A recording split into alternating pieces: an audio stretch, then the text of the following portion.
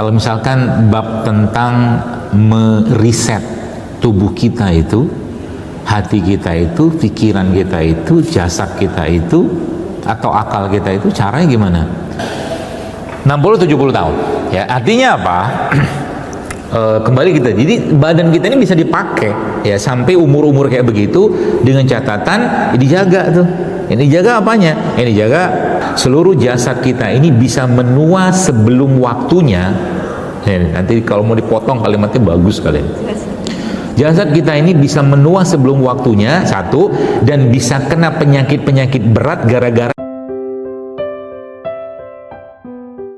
Saya tuh kalau dengar orang ngomongnya apa, kalimatnya apa, saya bisa memprediksi ini orang makannya apa. Kemungkinan. Ya. Jadi orang-orang yang gini-gini, coba nih saya ajak Anda berpikir. Kira-kira ada masalah emosi apa orang yang tiap hari itu makan gula, tepung gitu kan, minum teh manis 2 sendok makan gulanya, udah gitu dia makan roti, dia makan bakwan, makan nasi, itu kan gula semua tuh. Ada apa dengan dirimu? Terus diajakin temannya ikut kajian Jadul Akbar, balik makan gitu lagi. Harapan saya Anda ikut kajian ini apa? Berubahlah. Berarti belum sehat gitu loh. Masih juga makan kayak begitu. Dokter mengharamkan yang haram ya, yang halal ya, bukan. Tahzir lagi saya di sosmed. Coba pikir, kira-kira ada apa tuh? Apa yang dibutuhkan dari orang-orang yang makan gula berlebihan itu? Apakah dia butuh hidup yang lebih manis karena hidupnya pahit?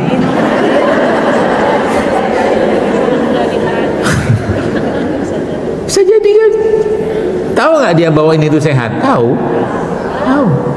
Akalnya ada, cuman nafsunya mendominasi. Makanya memainkan jiwa, hati, akal, nafsu itu tuh harus pintar-pintar banget. Jangan kita dikendalikan sama dia. Ya gitu. Ya mungkin hidupnya pahit, mungkin kan, sehingga kepahitan dalam jiwanya itu tidak bisa tercover dengan kemanisan dari ibadah yang dia lakukan, sehingga tumpahnya ke makanan. Masuk tumpahnya ke makanan, begitu loh. Sama juga dengan tadi yang saya bilang, orang-orang maaf yang kena penyakit jantung, pembuluh darah, terus tersumbat-sumbat lah dia punya itu kan. Apa dia tidak tahu bahwa yang dia makan lemak-lemak, minyak-minyak tidak sehat itu tuh nggak sehat? Tahu lah. Pertanyaannya, ada apa dengan jiwanya? Ya, ada apa dengan jiwanya? Maka sebenarnya kita ini, karena kita ada aslinya, kita tuh asli dimudahkan Allah untuk melakukan ketaatan, ya. Dalam bab tentang ini pun Allah mudahkan. Bicara tentang real food, makanan asli, makanan sehat, itu mudah. Pisang nih, ini misalkan ini. Iya, bukan pisang. Oh ya.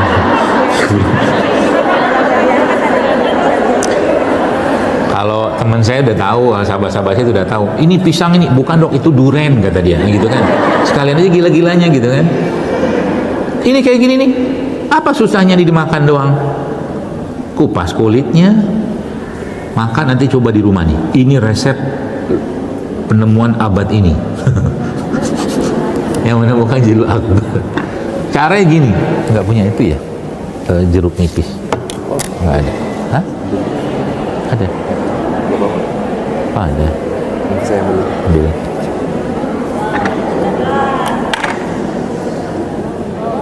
Kan lagi heboh percacingan kan kemarin-kemarin tuh. Saya itu nggak suka, nggak terlalu senang ngikutin viral-viralan itu. Ya, nah akhirnya tujuan kita besar kita tuh akhirnya tertarik ke urusan, sibuk aja bikin postingan tentang viral ini, viral segala macam. Cacingannya pakai ini aja cukup. Ini nih, bijinya itu. Iya. Diperhatikan, dilihat, gitu. Dimakan lah. pahit. Pahit ya. Biji pepaya. Terus obat cacing kan. Apa obat cacing? Itu kelapa, itu obat cacing. Kelapa tua. Iya kan? Bukan keremian. Justru malah kelapa tua itu buat cacingnya. Makanya cacingnya keluar. Gitu. Terus ini diapain? Kerok aja, makan. Ya, nggak usah di blender. Bukan nggak usah, itu maksudnya bagusnya dimakan.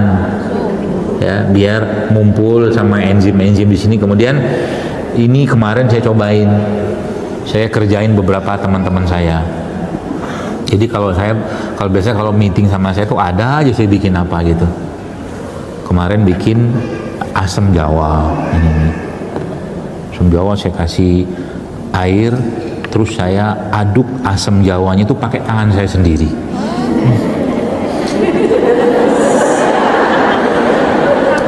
Kenapa jadi masalah buat Anda? Yang ngaduk siapa? Kok sudah geleng-geleng gitu? Biasa aja gitu loh. Yang ngaduk saya, yang minum teman saya, semua sehat walafiat, tidak ada masalah. Karena mereka cinta saya. Karena mereka nggak ada suuzon sama saya. Ibu-ibu aja suuzon gitu kan.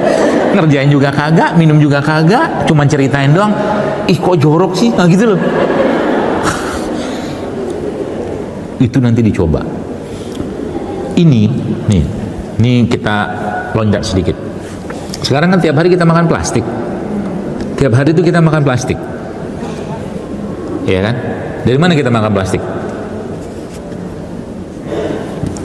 Banyak sikat gigi plastik. Apalagi yang semangat.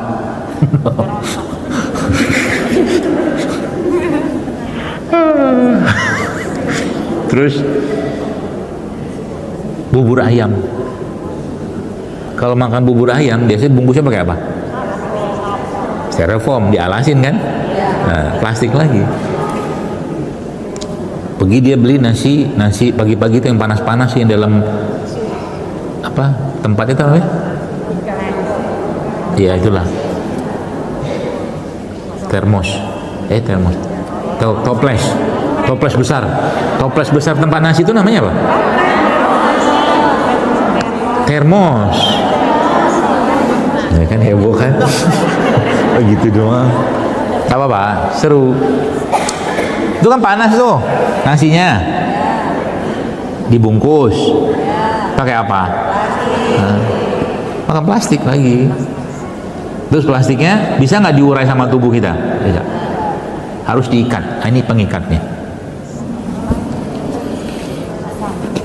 Ini lempok.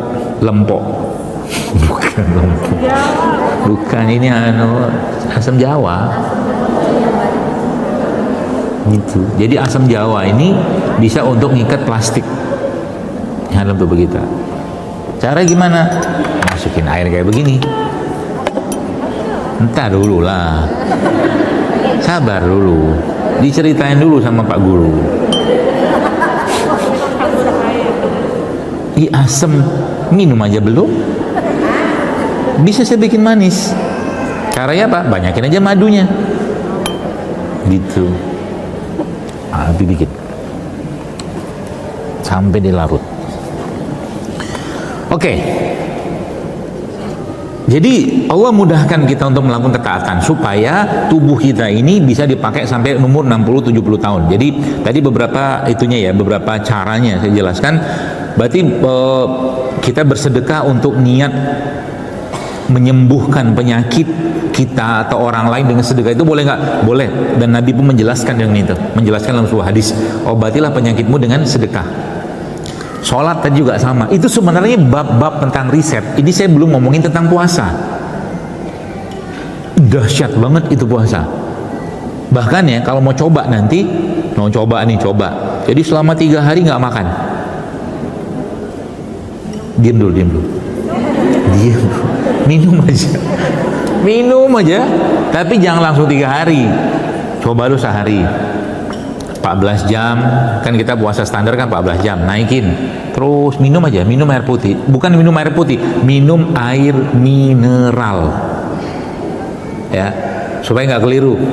Beberapa hari belakangan ini saya membaca satu tulisan dari seorang ahli lah, ilmuwan, dia mengatakan sebenarnya minum air putih saja dia bilang nggak sehat, harus ditambahkan mineral, kata dia gitu, kata beliau. Terus pertanyaannya, ngasih mineral dalam air putih itu caranya gimana? Hah? Ngasih mineral dalam air putih itu supaya air putihnya penuh dengan mineral, caranya gimana? Saya ajarin caranya. Begini caranya, guys.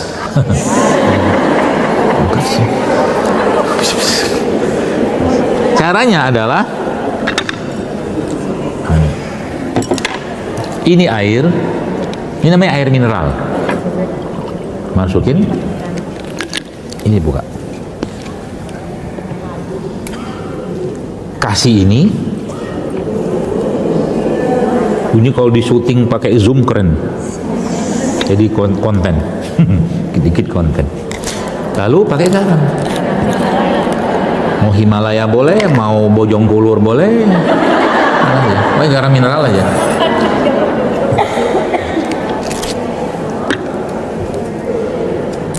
Dan kita ambil garamnya pakai daun serai biar keren.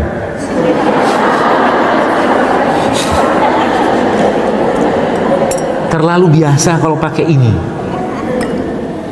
biar agak natural. Apaan sih?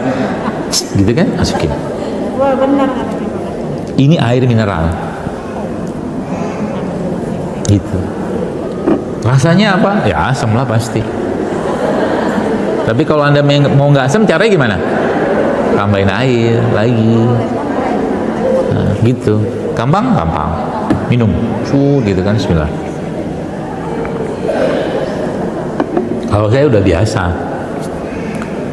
Bahkan kalau saya lagi nggak enak, makanan sudah agak berantakan, ini saya potong, saya tumpahin di sini.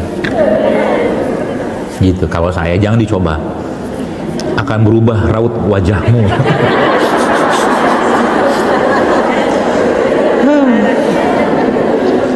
Sengaja saya nggak kasih madu, ya, supaya kalau tadi kan judulnya tentang puasa tadi itu kan nggak boleh ada kalori masuk, tapi efeknya dahsyatnya luar biasa.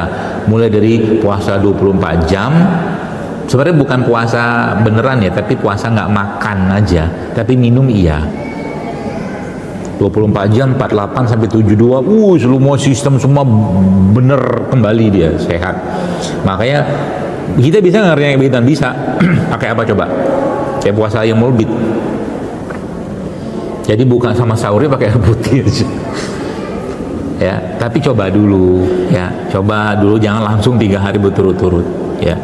Nah, kembali ke yang tadi, Bapak Ibu sekalian, jemaah sekalian. Ini tadi nih, yang tadi menurut data terbaru bisa ngikat plastik. Ya, belum dikasih madu. Cara buka botol madu biar cepat keluarnya. Gitu. Nah, terus karena saya itu suka bereksperimen. Ini masukin situ, dikocok. Masuk nggak?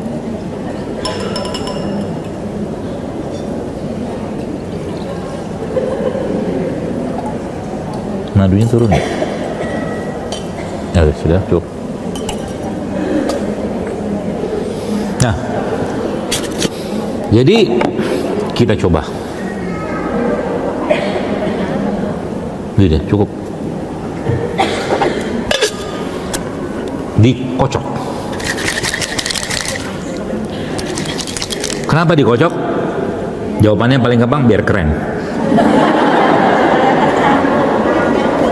Enggak, bukan. Jadi pengalaman saya ketika barang-barang kayak begini dikocok, ya di shake kayak begitu, tambah madu, tambah garam gitu tuh rasanya tuh lebih dalam, lebih menyikat, apa feeling so deep gitu loh. Rasanya tuh lebih dalam dan rasanya lebih enak menurut saya.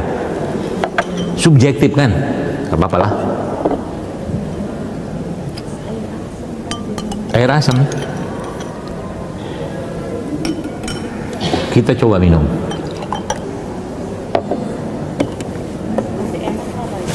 Enak, enak banget. Apalagi dikasih es. Minumnya siang-siang.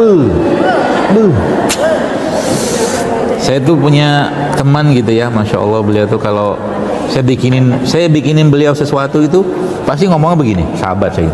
Semoga yang bikinkan ini masuk surga, dia bilang gitu kan.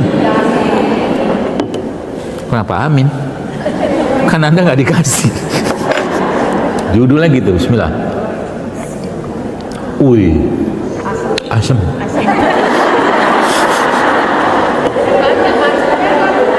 Enggak, kurang air dikit.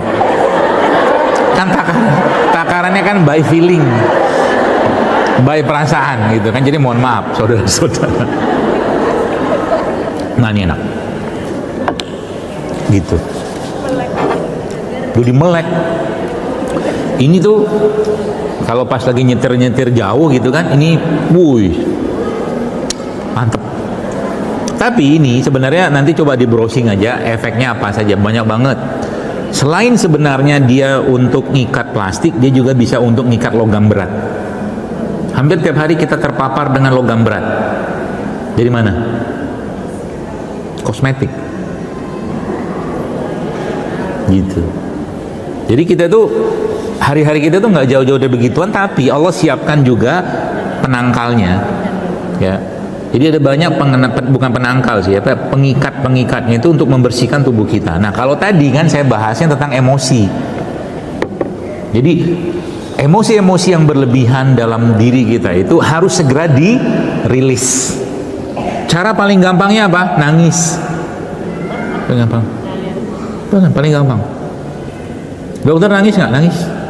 Sering saya nangis. Saya lebih senang, kalau saya senangnya nangis sendirian aja. Ya, jangan rame-rame, kurang seru. Ya lagi gak ada orang gitu kan. Kapan paling sering saya nangis? Di mobil. Lagi nyetir gitu kan, nangis. Nangisnya kenapa? Ya jelas bukan karena nggak bisa beli baju gitu-gitu, enggak lah. Maksudnya nangisin diri sendiri, waktu yang terbuang banyak, belum berbuat banyak dalam kehidupan ini, itu ditangisin. Tapi tangisannya bukan untuk membuat lemah, itu nggak boleh. Tangisannya untuk membuat kita kuat, berpikir apa yang harus kita lakukan. Jadi kalau sedih sampai membuat kita, amalan kita, ibadah kita itu nggak bersemangat, berarti sedihnya salah, nggak boleh. Ya, makanya apapun yang kita kerjakan itu, hatta itu emosi sekalipun, indikatornya adalah semakin baguskah amalan kita ya dengan emosi itu, dan semakin banyakkah amal dan karya kita dengan emosi itu. Itu indikatornya. Kalau dua-duanya itu tidak ada indikatornya, maka dipastikan itu ditunggangi setan atau hawa nafsu kita aja. Sekarang saya tanya begini, apakah takut itu bisa membuat seseorang itu diberi surga sama Allah? Jawabannya iya. Iya, modal takut doang loh. Saya cerita satu hadis. Tapi hadis ini kalau ditelusuri ya, secara itunya tuh kita akan menemukan, saya lupa hadis atau asar ya. Tapi banyak pelajarannya buat saya di sini. Dikisahkan seseorang ya, yang orangnya sudah tua. Lalu waktu dia mau meninggal, jadi selama hidup itu dia nggak ada amal, ya. Lalu dia bilang sama anaknya, nanti kalau kau mati, kata dia, kalau aku mati nanti kau bakar jasadku ini, dia bilang, kata dia gitu. Lalu letakkan abunya itu di 4 penjuru angin, supaya, ini kata-kata, supaya Allah tidak bisa menyiksaku karena aku takut dengan siksanya Allah. Ini masuk ke bab kufur sebenarnya, karena nggak ada susahnya Allah ngumpulin kan. Tapi dia ngomong kayak begitu atas dasar takut dengan siksanya Allah, dan dia bakar, minta keluarga itu membakar jasadnya. Ini kalau di browsing ketemu nih kisahnya. Lalu itu ya, meskipun penafsiran para ulama ya banyak sekali tentang kisah ini, tapi saya menangkap itu bukan itunya, bukan poin itunya. Yang saya sorotin ini nih, nah saya bahas. Akhirnya ketemulah orang itu sama Allah setelah dia dibangkitkan oleh Allah, dihidupkan kembali segala macam. Allah tanya sama dia, kenapa kau bakar jasadmu dan kau sebarkan itu? Kata dia gitu. Terus jawaban dia itu, masya Allah, dalam riwayat itu ya disebutkan, aku takut dengan siksamu ya Allah. Cuma gitu doang ngomongnya. Aku takut dengan siksamu, sehingga berpikir ala akalnya manusia yang sempitnya dia bakar jasad itu supaya nanti Allah nggak bisa siksa dia, karena saking takutnya dia dengan azabnya Allah. Apa kata Allah sama dia? Aku ampuni dia, kata Allah. Modal takut. Makanya dalam bab tentang apapun ya jamaah sekalian ya, amalan hati itu jauh lebih powerful daripada amalan fisik. Anda kerjakan sholat sunnah 2 rakaat tapi ikhlasnya minta ampun gitu ya, ikhlas itu seikhlas-ikhlasnya gitu, dari awal takbiratul ihram sampai salam itu penuh dengan rasa, penuh dengan cinta, penuh dengan penghayatan dan seterusnya, itu jauh lebih baik daripada sholat berpuluh-puluh rakaat. Itu sebabnya manusia yang terbaik yang pernah hidup di zaman ya di peradaban ini adalah para orang-orang soleh itu ya, sahabat itu, yang kita nggak bakal bisa menyaingi amalan mereka, bukan amalan fisiknya tapi amalan hatinya ya. Tapi kita bisa nggak mengarah ke sana? Bisa. Kita minta sama Allah, kita latih ya diri kita dengan cara apa? Melatih otot sabar, melatih otot tawadu, melatih otot ikhlas, otot bahasa saya.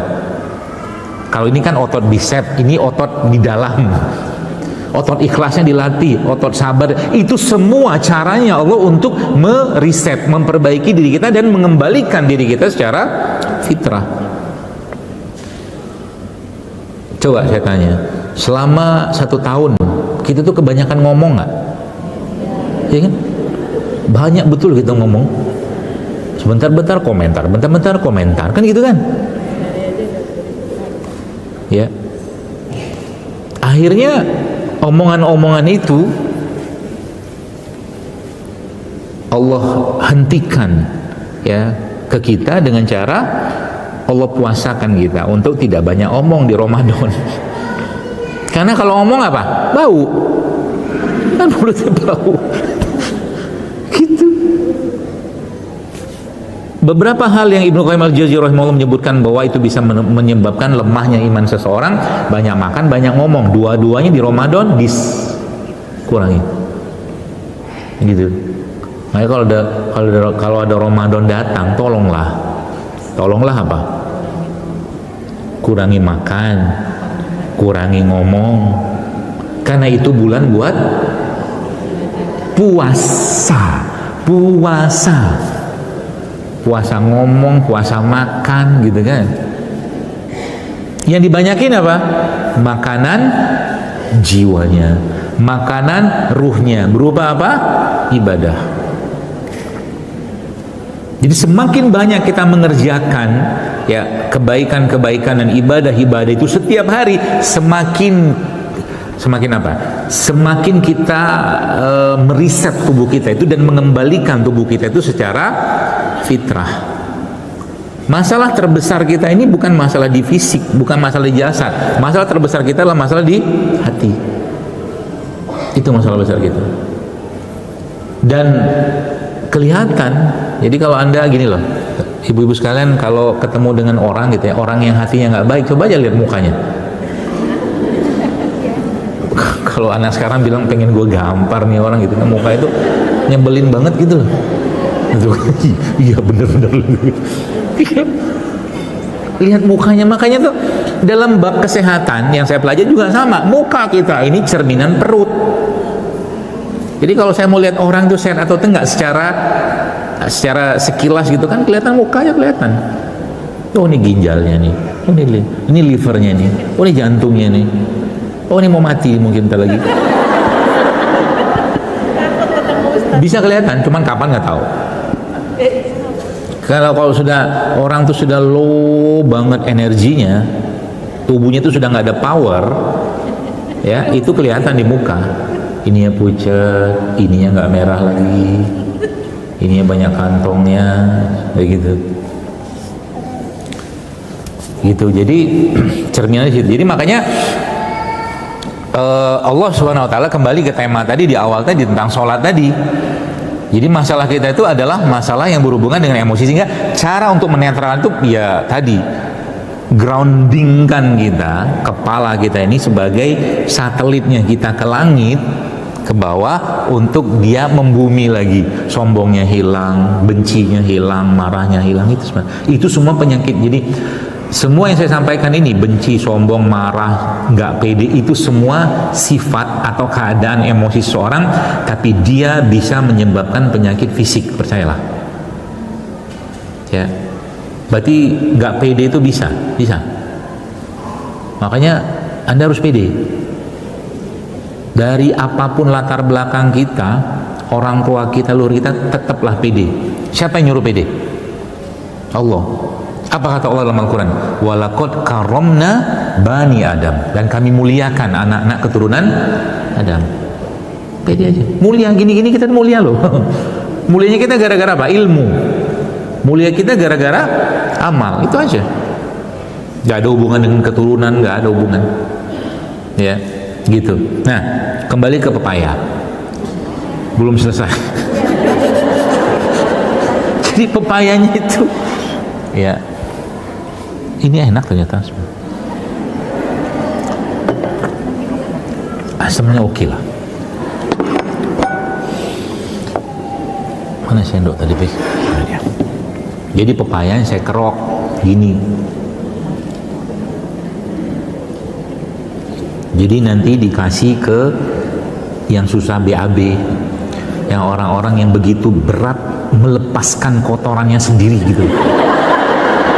Tak tahu saya. Padahal ikhlaskan sajalah.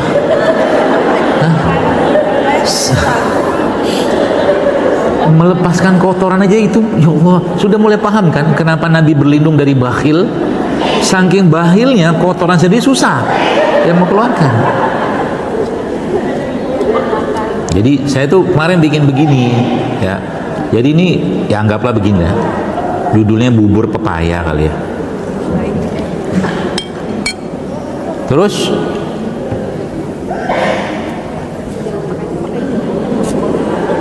pisaunya kegedean. Terus dikasih ini apa? Jeruk nipis gitu. Terus dikasih garam. Ngambilnya pakai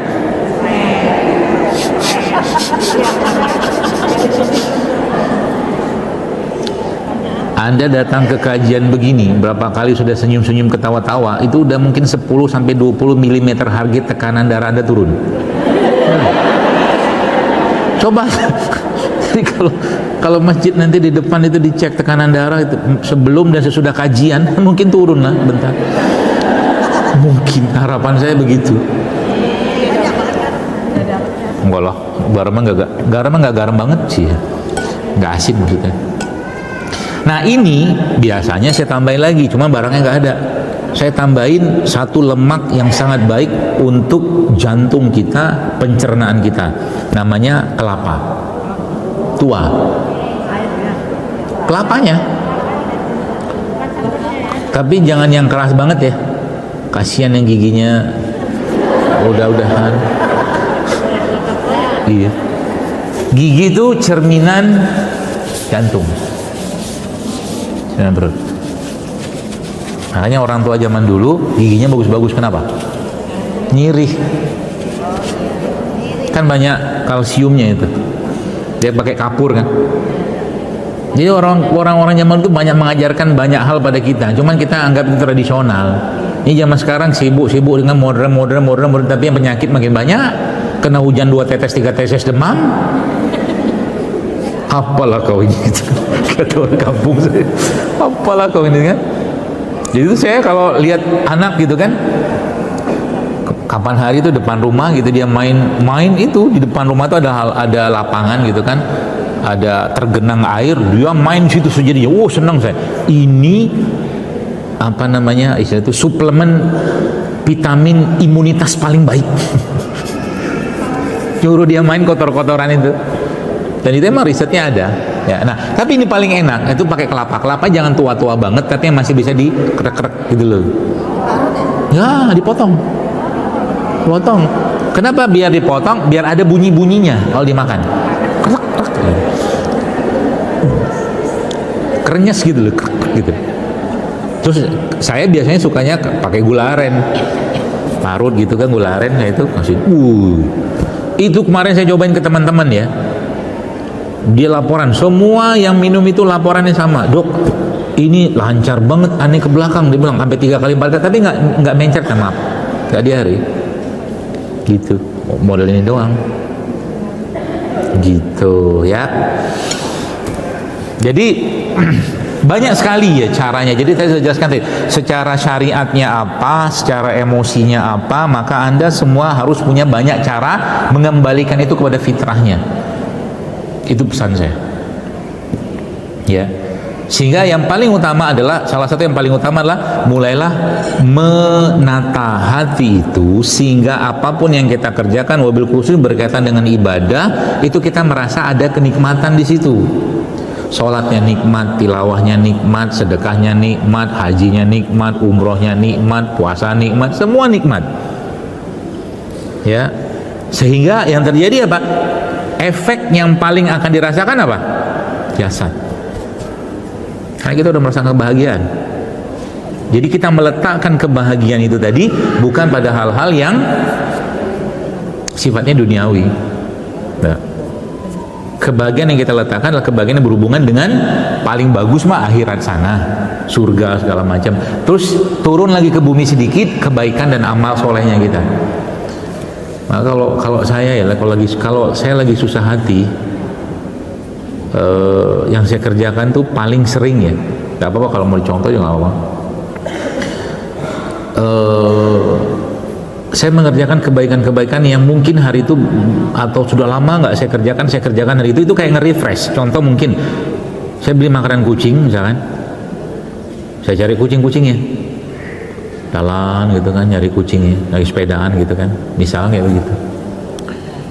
Atau mungkin apa namanya, yang paling gampang deh kita beli makanan ya, makanan, minuman gitu paling gampang.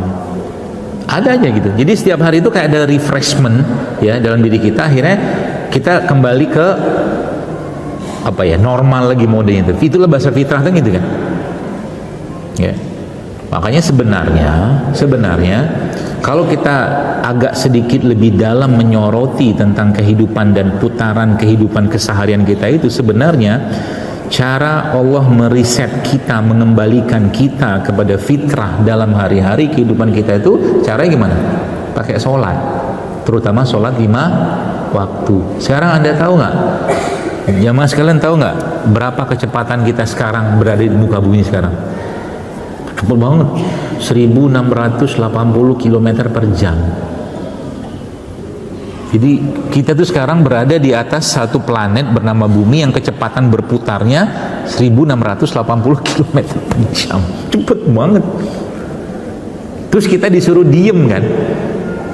Jadi ketika kita beraktivitas itu kan seperti kita lagi balapan, kecepatan ini, sehingga ditarik sama Allah untuk dinolkan lagi, dikembalikan lagi ke resetting awal dengan cara sholat.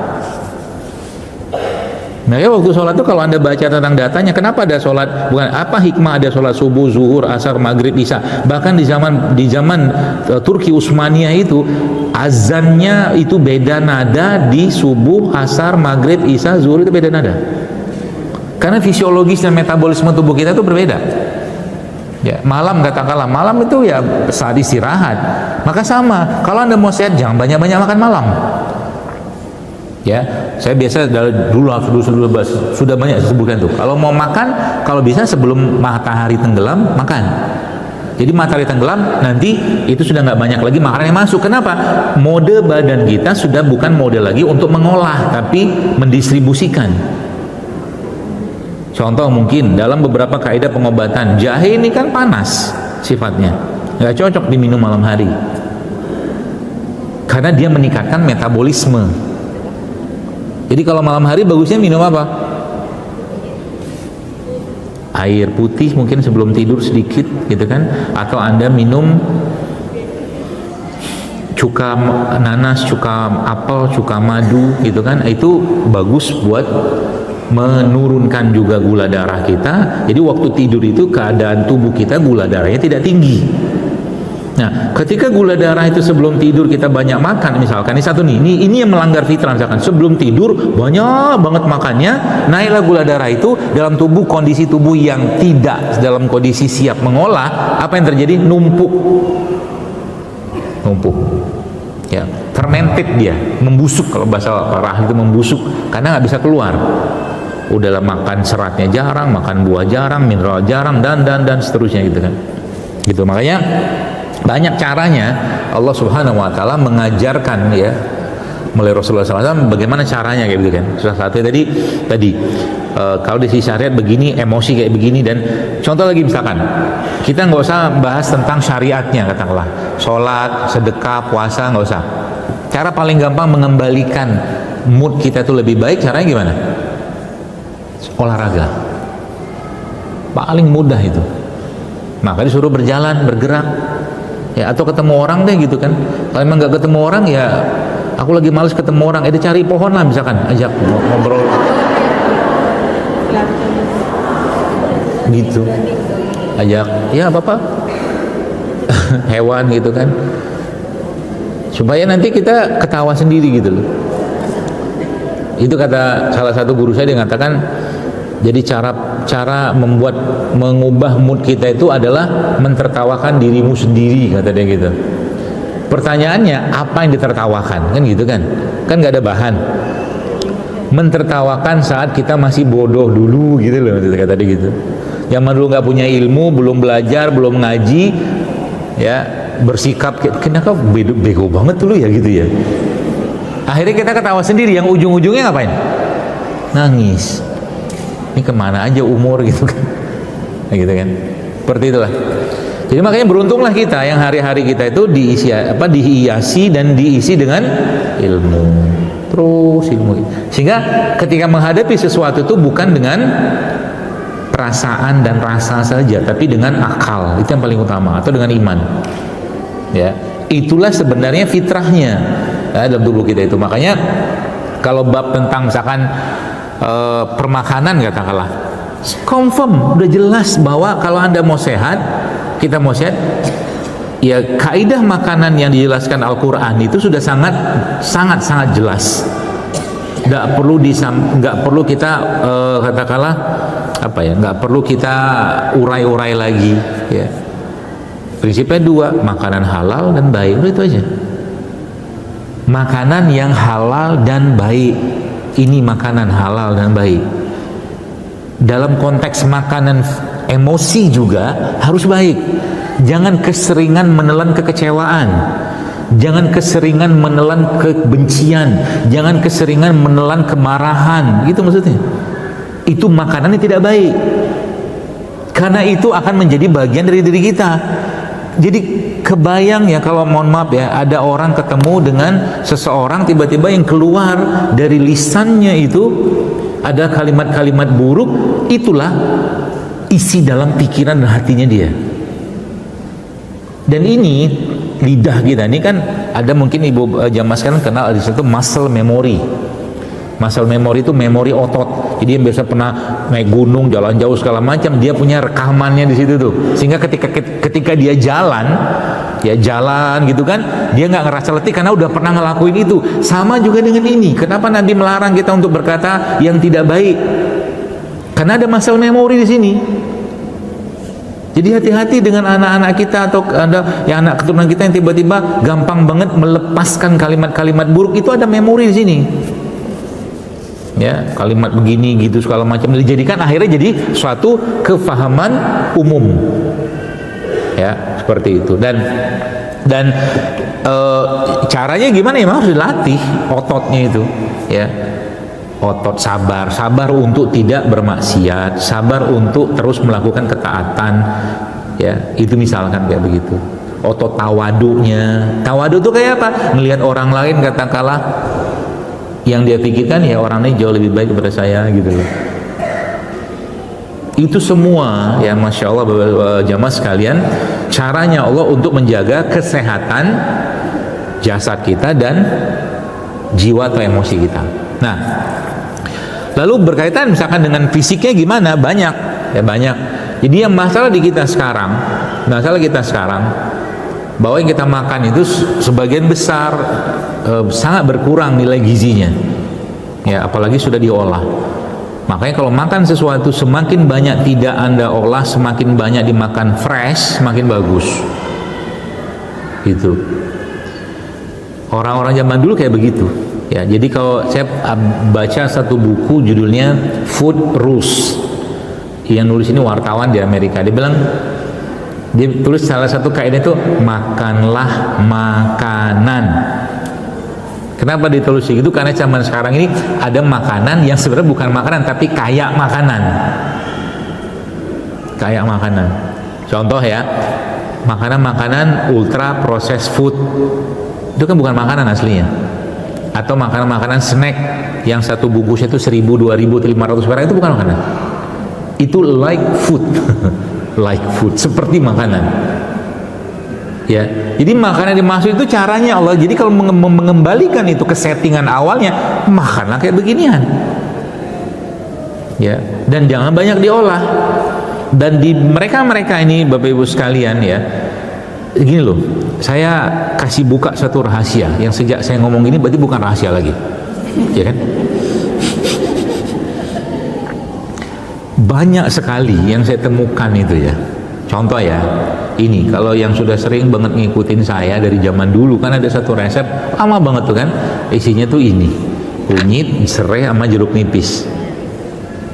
Kita dulu sebutnya ultimate kunyit kalau masih ingat dulu. Ini Bapak jamaah sekalian, apa ya? Saya kadang-kadang takjubnya dengan mereka ini apa ini dia serainya siapa namanya? Kunyitnya dipotong-potong. Kalau saya sekarang kalau perkunyitan begini kadang-kadang saya nggak kupas lagi. Saya cuci bersih sebelum saya potong. Sebelum saya potong saya cuci bersih, saya bersihkan ini segala macam gitu kan. Gitu, lalu saya potong-potong aja, saya geprek gitu, nggak saya ya boleh kalau mau dipanasin dikasih air panas juga boleh. Ya. Kadang-kadang saya blender aja gitu tuh, terus saya masukkan dalam air, saya saring nanti, tambahkan dengan ini, kasih ini.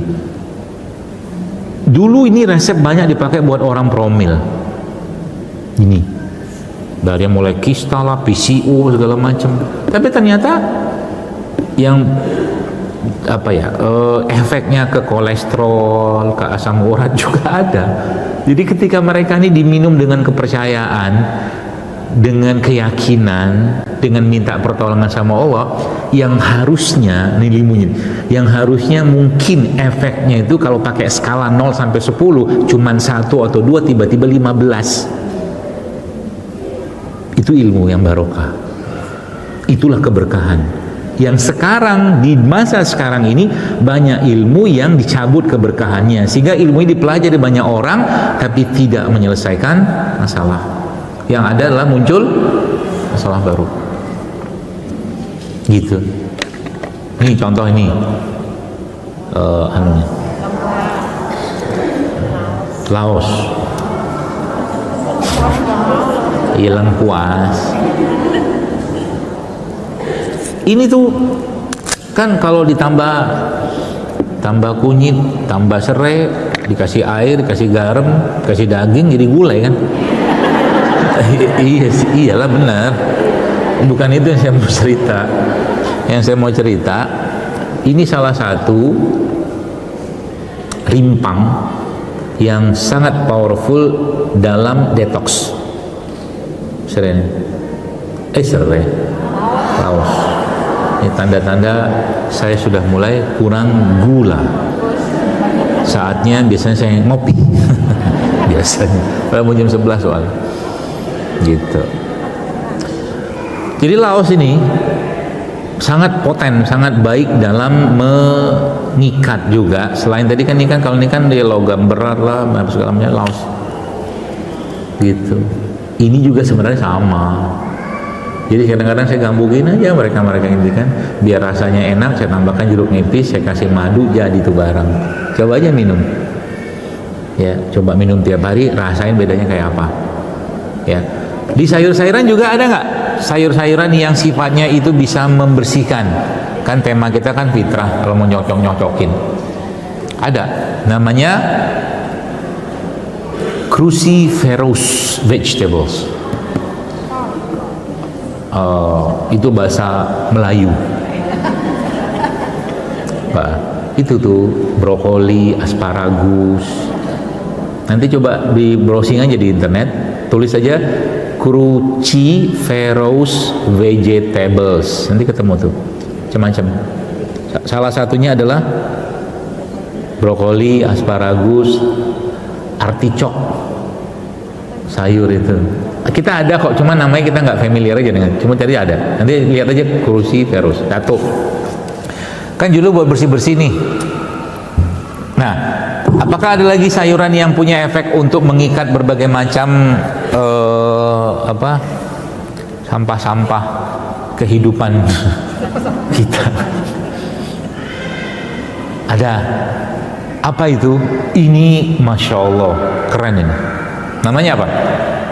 Jamur. Jamur tuh sangat bagus dalam mendetoks. Jamur apa aja? Yang jelas bukan jamur yang ada di kulit kita. Kan tahu lah jamur lah, nggak usah ditanya lagi. Jamur kuping, jamur telinga, jamur hidung, apa lagi? Jamur. Jangan digoreng. Ya dibikin sup lah. Ya boleh lah. Pokoknya jangan digoreng aja.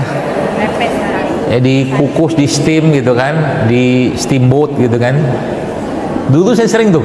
Dulu sudah nggak lagi, zaman waktu saya sering masih ngisi di Hong Kong kan. Kalau di Hong Kong tuh makan agak-agak ya gampang-gampang susah sih, sehingga sama teman-teman di sana itu kita di steamboatin. Jadi sayuran mentah gitu, pakai dandang gitu kan, cemplungin ke situ, cok itu, cocokin pakai kecap doang sama cabe. Jadi juga tuh barang. Ya, akhirnya di sini saya kadang-kadang praktekin juga. Saya belilah sayuran itu kan apa segala macam. Ternyata kalau ketemu kecap yang enak gitu kan asik tuh. Meskipun nanti coba cari kecap yang bener-bener bagus, sehat. Kalau nggak bikin sendiri aja kecapnya. Gitu. Jadi jamur ya. Tuh bersih-bersih itu. Ya. Ada lagi nggak? Banyak. Ya. Salah satunya itu adalah, tapi kalau ada tanah sebenarnya. Tanah itu sebenarnya kalau ada beberapa tanah yang bisa dimakan, cuman kita jarang. Salah satunya itu lumpur. Bukan, yang jelas bukan tanah di atas ya, di bawah. Lempung, tanah lempung. Dulu saya pernah makan tuh tanah lempung itu dalam bentuk kapsul, kaplet. Itu buat ngikat racun bagus. Tuh, kemudian apa lagi? Air. Kalau perairan yang secara air yang bisa mengikat racun-racun itu air kelapa. Ya. Air kelapa apa? Muda boleh, tua boleh. Ya. Kelapa hijau jangan. Kenapa jangan? Karena semua kelapa itu hijau. Ya nggak sih? Enggak, maksudnya kelapa hijau itu kan nggak hijau-hijau banget. Maksudnya sama kayak kelapa biasa kan? Kenapa dipisahin namanya? Sama aja. Malah nanti coba aja dibaca datanya ya. Kayak gini kan nanti tinggal baca datanya. Jadi kalau saya sering nyoba kelapa muda tapi yang dagingnya sudah keras, terus kelapa muda yang dagingnya masih lembut, sama kelapa hijau, itu rasanya beda semua. Kalau rasa beda, kemungkinan itu perginya ke pH, gitu ilmunya. Satu, nanti baca lagi komposisinya itu segala macam. Nah, yang saya temukan dari beberapa kelapa ini, memang yang paling manis itu adalah kelapa muda yang menjelang tuanya, tapi dia masih agak lembut dagingnya, itu manisnya minta ampun tuh, bagus banget tuh. Tapi kalau kelapa muda biasa, setahu saya nggak terlalu manis, yang dagingnya masih bisa dikerok gitu. Kalau yang biasa tuh harus dipotong kan, kelapa muda yang agak tua. Jadi itu salah satu air yang sangat baik dalam membersihkan. Cuman ada cumanya lagi. Ada beberapa ahli mengatakan kelapa itu, kalau Anda mau minum kelapa, bagusnya Anda beraktivitas. Kata mereka begitu. Sebab biasanya kalau nggak beraktivitas lemes orangnya. Katanya begitu. Tapi saya biasanya punya metode lain kalau minum air kelapa, supaya nggak muncul reaksi kayak begitu. Memang ada beberapa bahan di kelapa itu yang memang bagusnya untuk orang-orang, kata mereka sih, tapi oke lah, kata mereka tuh itu cocok untuk orang yang misalkan lagi sepedaan, lagi ada jogging, panas banget, minum itu cocok. Tapi kalau nggak ada aktivitas fisik, dia kayak nyedot, makanya agak kerasa lemes. Nah, biasanya solusi yang saya biar berikan itu, saya masukin madu situ, saya masukin garam lagi sedikit aja, saya masukin jeruk nipis. Itu beda rasanya tuh. Dan memang lebih bagusnya kalau beraktivitas. Makanya kalau habis sepedaan, habis jogging, jangan minum es teh. Ya. Minumnya air kelapa. Kalau saya biasanya ya gitu, pergi misalkan habis sepedaan gitu kan. Kemarin saya sepedaan hari apa ya, 2 hari yang lalu, hari Ahad. Nah itu nyari tukang kelapa, cari kelapa yang agak keras, jadi ngemilnya kelapa tua itu. Kan lemak itu kan, lemak bagus ya. Nggak ngemilnya ke warung mie, warung gorengan, sayang badannya kan. Jadi sudah mulai harus disiplin. Dan kalau sudah disiplin, Anda tidak butuh motivasi lagi. Ya. Jadi kalau kita sudah mulai mengkondisikan badan kita ini, Bapak Ibu sekalian, dengan kedisiplinan yang kita tanam, asik tuh. Jadi nanti nggak ada alasan lagi, aku pengen olahraga tapi nggak ada teman, nggak ada. Islam sudah mengajarkan kedisiplinan itu dengan sholat, kan gitu kan? Maka jangan diperlambat sholatnya, atau diperlama, dimundurkan gitu-gitu lah, kayak begitu. Pertanyaan saya, apabila kita terlalu sering minum menggunakan jeruk nipis, itu akan berpengaruh tidak terhadap hidup kita? Terima kasih. Assalamualaikum warahmatullahi wabarakatuh. Yang Ibu pikirkan tentang jeruk nipis itu sehingga menyebabkan masalah gigi apa? Ya sebenarnya gini, ya bukan masalah di jeruk nipisnya. Jadi gini ya, tubuh kita itu kan di set up sama Allah berada pada pH yang normal. Enggak normal banget ya, sekitar 7,3, 7,4 lah ya. Dia dibilang normal, netral itu kan pH-nya 7. Di bawah 7 itu namanya asam, di atas 7 pH-nya namanya basa. Gitu loh. Makanya saya sering sebutnya kita tuh agak-agak light alkaline, alkali ringan gitu loh. Nah, makanan yang kita makan ya, itu dan emosi yang kita rasakan itu bisa mengubah suasana pH itu. Contoh mungkin, kalau nanti coba aja lihat, jamaah sekalian lihat, buka datanya, tulis aja, ketik situ namanya acid forming food. Acid forming food. Acid forming food itu makanan pembentuk asam, yang menyebabkan asam. Nanti ada juga alkaline forming food, gitu loh. Nah, kita mau nggak mau harus jujur bahwa banyak yang kita makan dari pagi sampai sore hari sampai malam hari kebanyakan yang asam. Nah, masalahnya adalah apa? Masalahnya adalah ketika terlalu asam, ya, ketika terlalu asam, maka tubuh akan menyeimbangkan itu dengan cara mengambil sumber kalsium. Oke. Sumber kalsium itu yang paling banyak adanya di mana? Gigi sama tulang.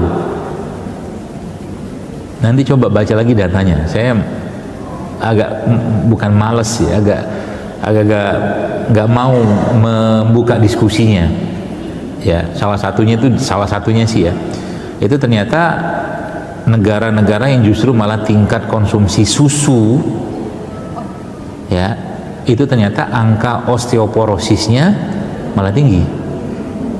Kan nggak nyambung dengan konteks bahwa susunya adalah sumber kalsium. Nanti kita lihat itu dibahas dari berbagai sudut pandang, dari pH-nya apa segala macam gitu-gitulah. Nah, kembali ke pergigian tadi. Jadi kalau misalkan ibu bilang kalau minum jeruk nipis misalkan itu menyebabkan atau bisa membuat ada masalah nggak untuk jangka panjang, misalkan menyebabkan giginya bermasalah. Sebenarnya gigi bermasalah itu sendiri bukan masalah dari jeruk nipisnya, sudah karena asam duluan, itu masalahnya. Jadi ketika ketemu jeruk nipis jadi sakit, dia nggak nyaman, orang bilang apa, ngilu gitu kan. Itu masalah di gigi itu masalah di gigi itu bukan masalah sehari dua hari. Ya, plak yang muncul di gigi seseorang itu hasil dari asam. Plak, ya, plak yang ada di bawah karang gigi itu hasil fermentasi dan hasil asam yang ada pada perut kita. Jadi jangan berpikir bahwa ketika kita membersihkan karang gigi itu kemudian problematika di dalam ini kelar, enggak. Lokal ya. Jadi lokalnya sih ya. Nah, jadi kalau jangka panjang gimana ya? Kalau logikanya sih ya. Tadi kan saya tuangkan ini tuh berapa banyak? 1/4 tuh. Gak ada masalah lah sebenarnya. Asal jangan, kan ada kapan hari itu ada tuh lagi tren-tren minum jeruk nipis kilo gitu kan. Ada. Supaya turun berat badan, saya sebutin lah itu kan, ada kan. Itu kan ya kacau lah lambungnya. Gitu loh. Kalau cuil-cuil begini aman aja, insya Allah tidak masalah. Ya, gitu Bu ya. Jelas ya. Nah, jadi makanya nanti alkaline forming food ini, makanan-makanan pembentuk alkali ini Anda pelajari apa saja. Contohnya apa? Udah ketemu, udah lihat belum tadi? Alkaline forming food. Contohnya apa?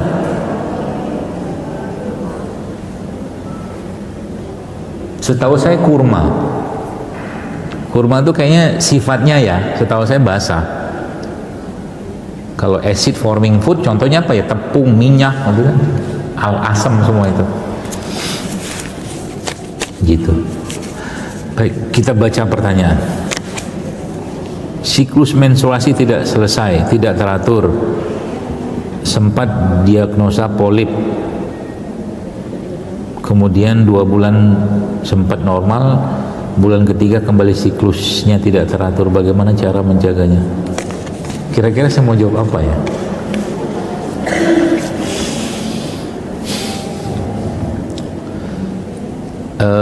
Nggak usah dicari atau nggak usah dipikir bagaimana korelasinya, tapi ini yang saya pelajari. Kalau menstruasi begini bermasalah, perbaikilah hubungan sama ibu.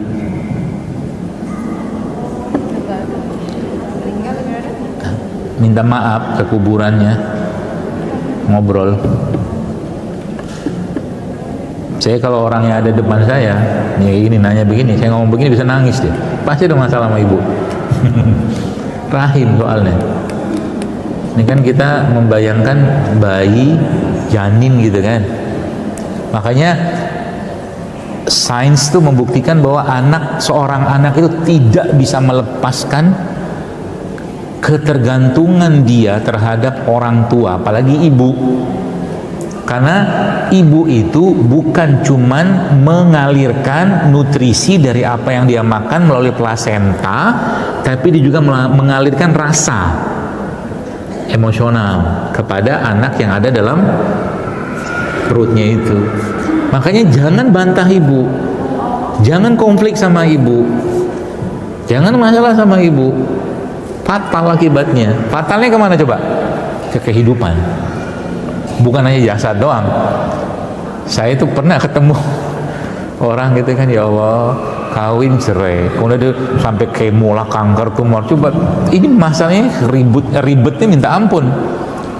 Usut punya usut, tanya punya tanya, ternyata masalah sama ibu. Dia nggak terima dengan perlakuan ibunya. Coba, ibunya melakukan itu karena apa? Karena kekurang ilmuwan. Maka fa'fu anhum, maafin mereka. Rahim kan, rahim itu kan simbol kasih sayangnya Allah, rahimnya Allah, maha penyayangnya Allah, yang Allah ciptakan itu di manusia. Maka jangan kotak-katik. Siapa yang memberikan atau mengajarkan kasih sayang kepada kita? Ibu. Maka jangan masalah sama ibu, ya. Itu yang saya tulis kemarin, yang banyak protes.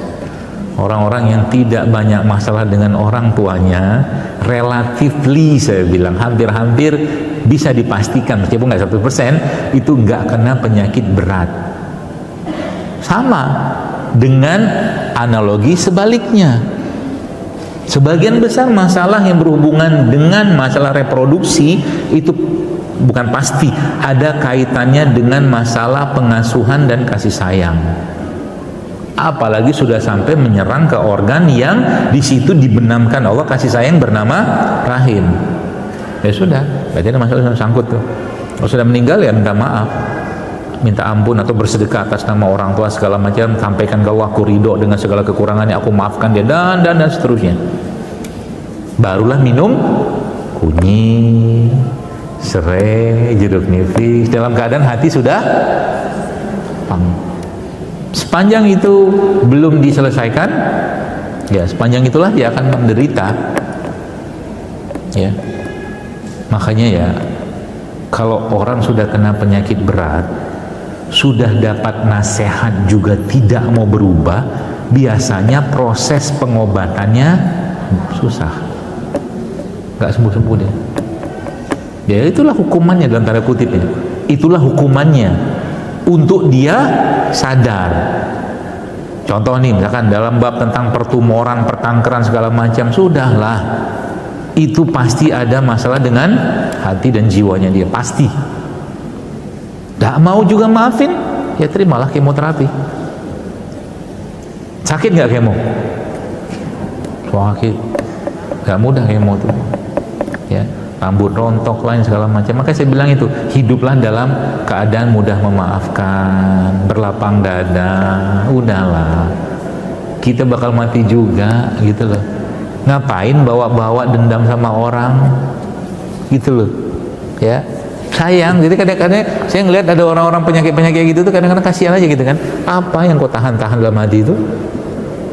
Tidak ada gunanya juga, ya. Mau ketemu dengan Allah dalam kondisi kita masih menyimpan dendam dan kebencian dan kemarahan atau jengkel, bahasa jengkel aja. Coba lihat, Al-Quran itu sudah sampai ngomong, coba, fala takul lahuma uff, aja nggak boleh, aja nggak boleh. Makanya ini saya nasihatin nih kepada ibu-ibu nih, ya, suami anda adalah surga anda sekaligus nerakanya anda. Hati-hati, ya, hati-hati dengan sikap, ya, hati-hati dengan sikap terhadap suami. Kenapa? Satu ketakridoannya dia terhadap seorang istri, selesai.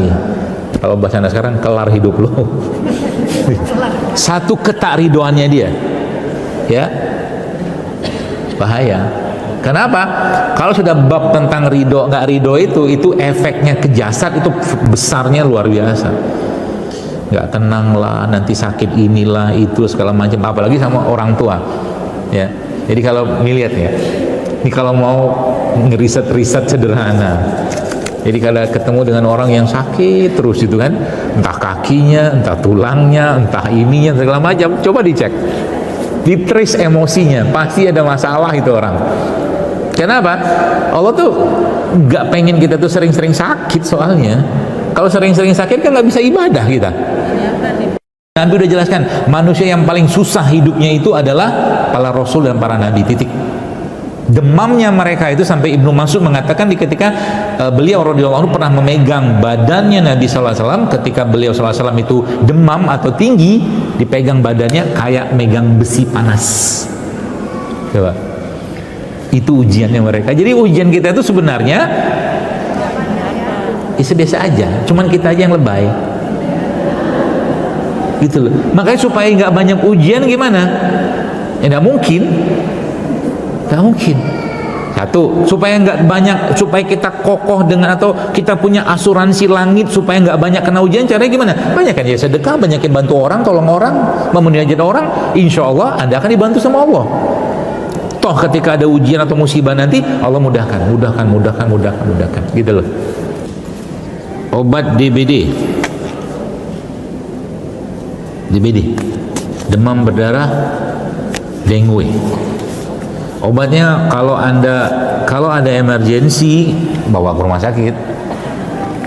Emergensi itu maksudnya dia orang demam berdarah ini kan bisa kekurangan cairan, ya. Kalau kekurangan cairan, dehidrasi, segera bawa ke rumah sakit. Tandanya apa? Orangnya sudah mulai nggak sadar, lemes, itu bawa ke rumah sakit. Karena itu ada golden periodnya. Jangan sampai gara-gara dehidrasinya dia meninggal dunia, ya. Itu satu. Tapi kalau nggak ada masalah itu, dia makan, minum semua masih bagus, banyak sekali obat yang kita bisa pakai buat ngobatin itu. Bukan obat sih ya, tumbuhan lah ya. Salah satu yang paling populer di Indonesia itu adalah angka, daun angka, atau daun jambu juga bisa, jus jambu juga bisa, ya. Itu demamnya pakai apa? Ya kalau bisa mau pakai kunyit sama lada hitam itu juga bisa. Kalau enggak ya udah tinggi banget ya mungkin pakai paracetamol juga nggak apa-apa, ya. Saya mau kasih ilmu satu, nanti beli barangnya, tapi saya nggak jual. Tahu castor oil? Castor oil, nggak tahu? Minyak jarak.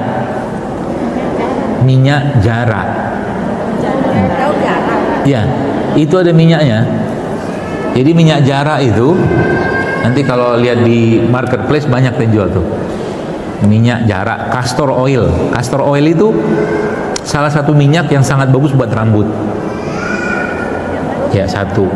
Diolesin menjelang tidur gitu, diolesin, atau mungkin lagi Anda nggak ngapa-ngapain, nggak pakai jilbab di rumah gitu ya, diolesin itu.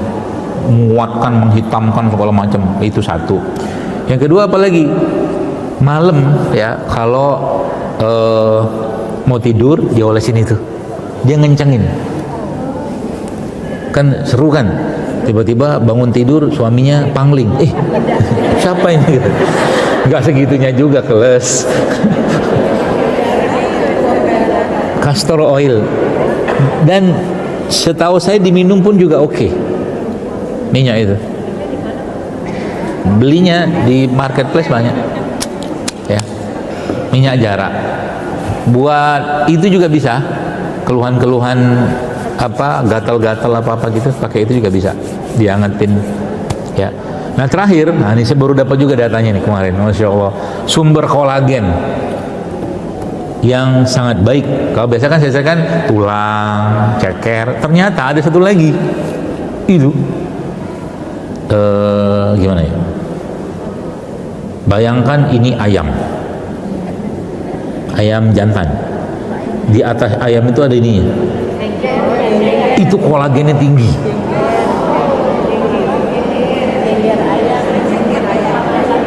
Apa namanya? Gengger. Ya. Itu kolagennya tinggi. 90% isinya kolagen. Gengger ayam itu. Saya nggak jual, yang jual pedagang ayam.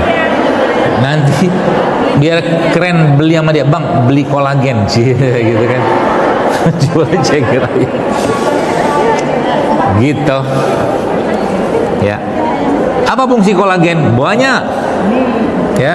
Nah tadi bab tentang pertulangan, persendian, kulit keriput itu pakai kolagen aja.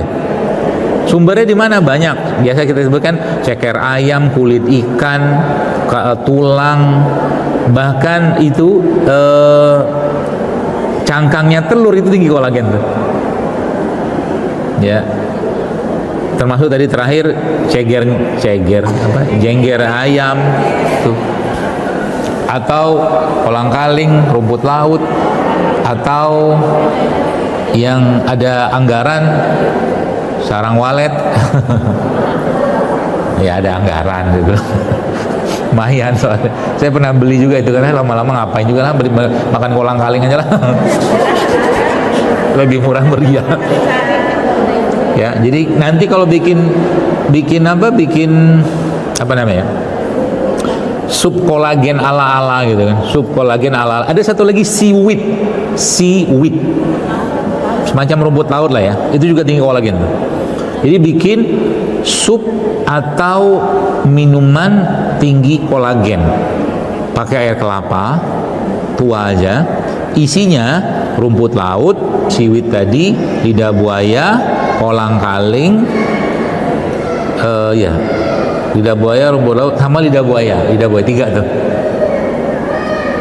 Ya, kasih cincau sedikit, kasih madu, wih, surga kita, insya Allah kan.